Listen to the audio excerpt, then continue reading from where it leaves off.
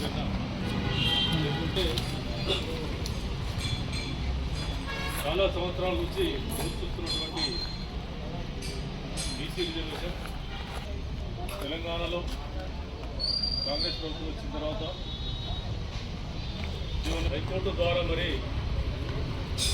దాన్ని పైన స్టే ఇవ్వడం, ఈరోజు నోటి దాకా వచ్చినటువంటి ఒకటి సామాజిక ఉద్యమంలో దళిత సంఘాలు బీసీల పక్షాన ఉంటాయి. మీకు న్యాయం జరగాలని చెప్పి మా వంతు సహకారం తప్పకుండా ఉంటుందని చెప్పి వెళ్ళ సహకరిస్తామని చెప్పి సంపూర్ణంగా మద్దతు తెలుపుతాం. ప్రజా ఉద్యమకారుడు మన తెలంగాణ ఉద్యమకారుడు టీజేఎస్ జిల్లా అధ్యక్షుడు మన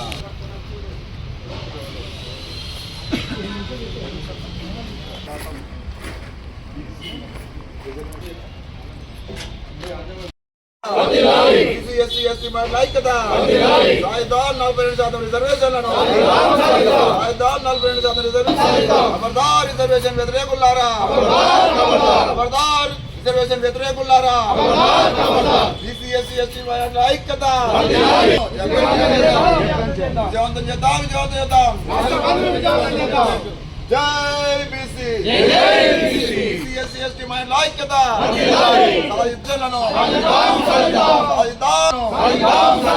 ఖబర్దార్ రిజర్వేషన్ వ్యతిరేకులారా.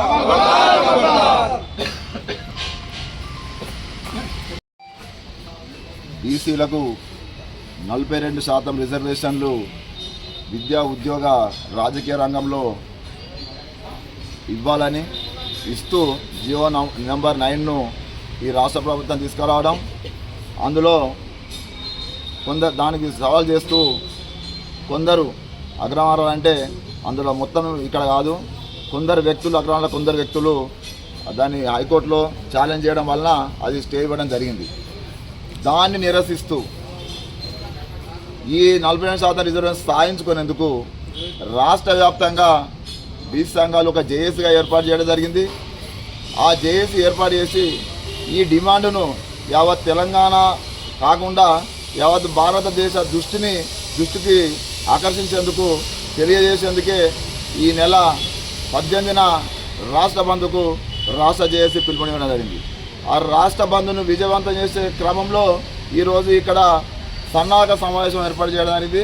ఈ సన్నాహక సమావేశంలో బీసీ సంఘాలు అదేవిధంగా అన్ని దళిత సంఘాలు ఇందులో రాజకీయ పార్టీ ఇందులో పాల్గొనడం జరిగింది. అటు ఆ 18న జరిగే రాష్ట్ర బంద్ను ఈ సిరిసిల్ల జిల్లాలో దిగ్విజయం చేసేందుకు ఇక్కడ ఈ సమావేశంలో అందరూ ఏకగ్రీవంగా తీర్మానం చేయడం జరిగింది.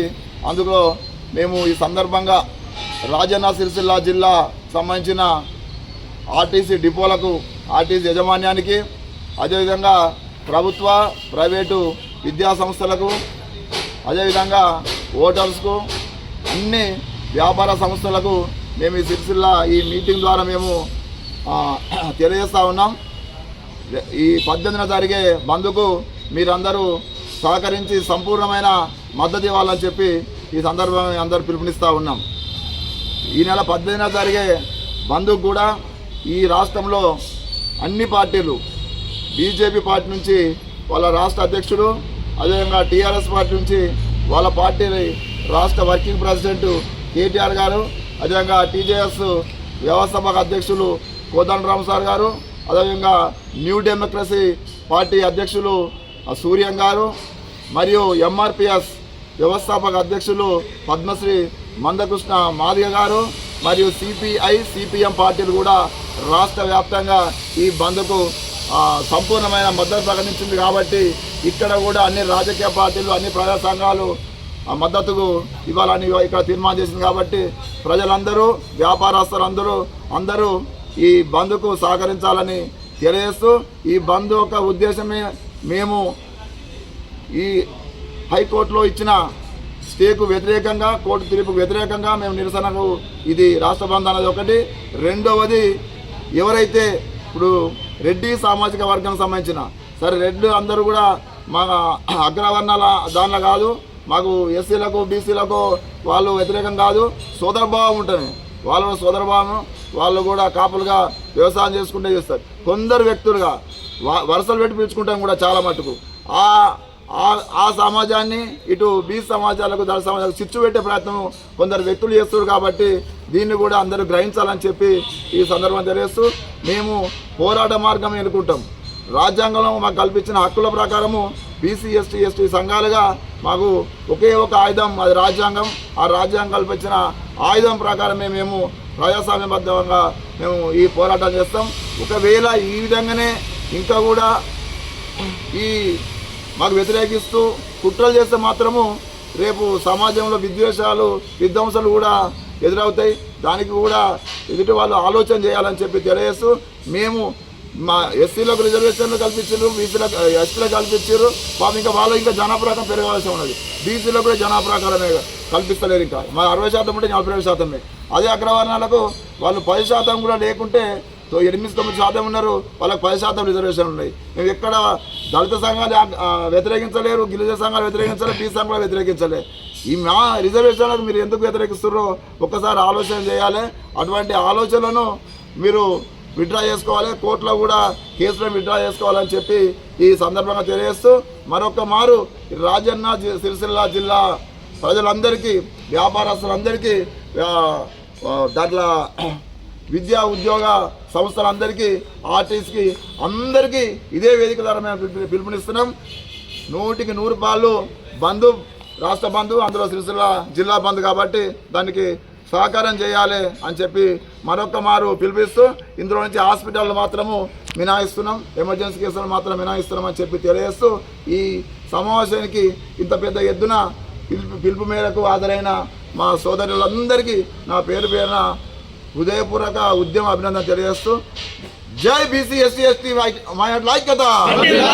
తారీఖు బీసీ సంఘాలు ఏదైతే పిలుపునిచ్చారో బంధుకు, ఆ పిలుపుకు ఎస్సీ ఎస్టీ మైనార్టీ అన్ని వర్గాల నుంచి మద్దతు కోరుతూ ఈరోజు ప్రెస్ మీట్ మరియు మీటింగ్ ఏర్పడడం జరిగింది. దీనికి ఎస్సీ ఎస్టీలైన దళిత సంఘాలైన అంబేద్కర్ సంఘాలు వారు కూడా బీసీలు కానప్పటికీ కూడా వాళ్ళు కూడా సంపూర్ణ మీరు కూడా వెనుకబడిన వర్గాలే అనే ఉద్దేశంతో వాళ్ళు మేము సంపూర్ణ మద్దతును తెలియజేస్తున్నాం. ఇక్కడ వచ్చినారు వాళ్ళు, వారి మద్దతు ఇస్తున్నందుకు వారికి ధన్యవాదాలు తెలియజేస్తున్నాం. బీసీలకు ప్రభుత్వం కల్పించిన 42% రిజర్వేషన్, 42% అనేది కూడా తక్కువనే. ఎందుకంటే తెలంగాణ రాష్ట్రంలో కులగణన చేసినప్పుడు 56.36% ఉన్నారు బీసీలని దాన్ని లెక్క తెలిచారు.